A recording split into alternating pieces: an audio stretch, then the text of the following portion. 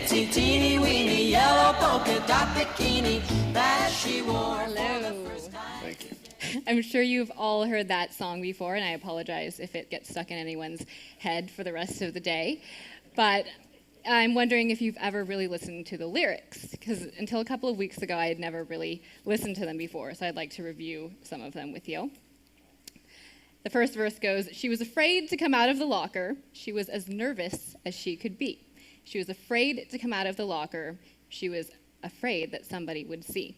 The song continues with her being afraid to come out in the open, so she hides in her blanket. And then she's afraid to come out of the water, so she starts to turn blue. Why was this woman so afraid? The song was released in 1960, 14 years after the bikini was invented in France. French engineer Louis Réard invented the bikini. He worked in his mother's lingerie shop, and he named it after the site of the atomic bomb testing that year, Bikini Atoll. He thought that the public's reaction would be like an atomic bomb explosion, and he was right. His design was based on exposing the belly button for the first time, and he said it wasn't a true bikini unless it could be pulled through a wedding ring.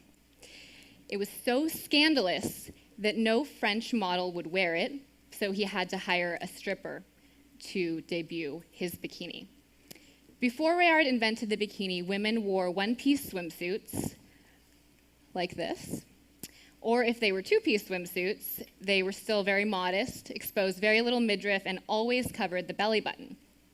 Before that, at the turn of the century, women wore these voluminous bathing costumes, and they used things called bath machines, which were like a 6x6x6 wooden or canvas hut on wheels. The woman would get inside of the bathing machine in her clothes, and then she would change into her bathing costume, and horses or sometimes people would drag the bathing machine down to the shoreline, and the woman would get straight into the water so that no one would see her in her bathing costume. We have certainly come a long way since then, from practically wearing a house, 36 square feet, to wearing about 36 square inches of fabric. You go to the beach today, and it seems like everyone is wearing a bikini, but it was not an instant hit in the United States. It was seen as a suspect garment favored by licentious Mediterranean types. In 1957, Modern Girl magazine said it was hardly necessary to waste words on the so-called bikini because no girl with tact or decency would ever wear such a thing. And one writer described the bikini as a two-piece bathing suit that revealed everything about a girl except for her mother's maiden name. Guards at the beach would measure bathing suits, and women wearing bikinis were sure to get kicked off of the beach. So it's no wonder that the girl in the song was afraid to come out of the water. With the 1960s, however, came the sexual revolution and the women's movement and the rising popularity of the bikini. Soon, no one was afraid to wear one, and in 1965, a woman told Time magazine that it was almost square not to. Last year alone, annual spending on the bikini totaled $8 billion. The popularity of the bikini has been attributed to the power of women, not the power of fashion. And a New York Times reporter called the bikini the millennial equivalent of the power suit. So I'd like to take a couple minutes to examine this so-called power that wearing the bikini brings. A few years ago, male college students at Princeton University participated in studies of how the male brain reacts to seeing people in different amounts of clothing. Brain scans revealed that when men are shown pictures of scantily clad women, the region of the brain associated with tools such as screwdrivers and hammers lit up. Some men showed zero brain activity in the medial prefrontal cortex, which is the part of the brain that lights up when one ponders another person's thoughts, feelings, and intentions. Researchers found this shocking because they almost never see this part of the brain shut down in this way. And a Princeton professor said, it's as if they're reacting to these women as if they are not fully human. It's consistent with the idea that they are responding to these photographs as if they were responding to objects, not people.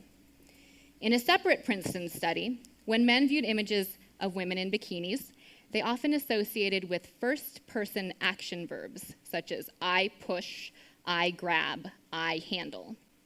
But when they saw images of women dressed modestly, they associated them with third-person action verbs, such as she pushes, she grabs. Analysts at the National Geographic concluded that bikinis really do inspire men to see women as objects, as something to be used rather than someone to connect with. So, it seems that wearing a bikini does give a woman power, the power to shut down a man's ability to see her as a person, but rather as an object. This is surely not the kind of power that women were searching for, the power to be treated as an equal, to be seen as in control, and to be taken seriously. It seems that the kind of power they're searching for is more attainable when they dress modestly. But now comes the problem of modesty. The very word modesty is often met with such disdain, especially among the younger high school crowd. I remember speaking to a group of teenagers in New York, and when I mentioned modesty, this girl yelled from the back, "What am I supposed to dress like then? A grandma?" And I was scared. But I have to admit, I thought the same thing when I first learned about modesty. I thought it meant I had to be frumpy and dumpy and out of fashion, and I imagined myself wearing dresses like this, sitting alone in my living room, never going on another date ever again, and never getting married. And I was particularly frustrated when shopping for a swimsuit when I decided not to wear bikinis anymore, because all I could find were things that my grandmother would actually wear. Instead of being discouraged, I took matters into my own hands and I designed my own swimsuit. And the first time I wore it, a few girls asked where I got it. The second time, a few more, and so on and so forth. So I decided to put my MBA to use, which made my parents so happy, and start my own swimsuit company. My goal is to disprove the age-old notion that when it comes to swimsuits, less is more, and that you can dress modestly without sacrificing fashion. My inspiration for my swimsuit line is Audrey Hepburn, who is timeless and classy and who happened to have dressed very modestly. I don't think people think of Audrey Hepburn and think frumpy dumpy and out of fashion. These are some of my designs.